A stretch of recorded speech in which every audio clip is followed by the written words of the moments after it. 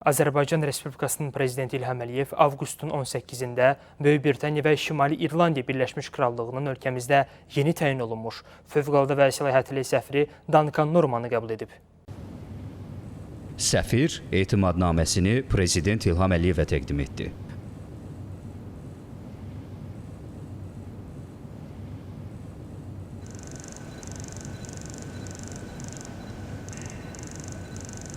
Zatia Alileri, Hayatiol Dashim Kerry, Ilamen Yemi Yedi Ilaval, Azerbaijana Ilk Tefer Galanda, in Sanlarin, Merri Bandleri, Vabakinin, Boyuk Potentiali, Bizi Chok Tesir Lendedi. Ovaktan Beli, Azerbaijan Chok Boyuk Inkishaf, Yolu Kechi. Olkellerimiz, Arasindaki, Münasibetlerde, bu yeni sayfeni açmaktan şeref duyuram.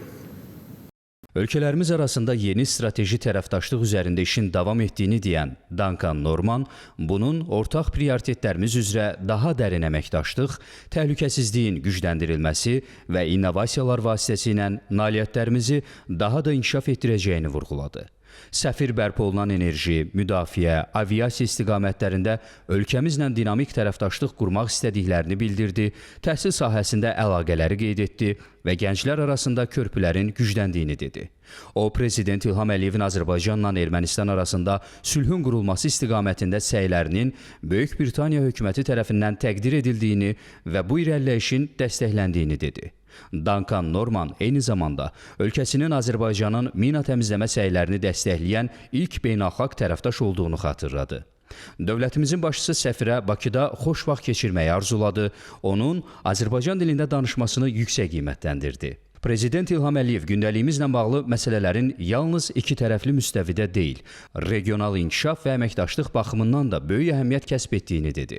Mina təmizləmə sahəsində yardıma görə Böyük Britaniya hökumətinə minnətdarlığını bildirən dövlətimizin başçısı bu sahədə ölkəmizin daha sıx beynəlxalq əməkdaşlığa ehtiyacı olduğunu bildirdi.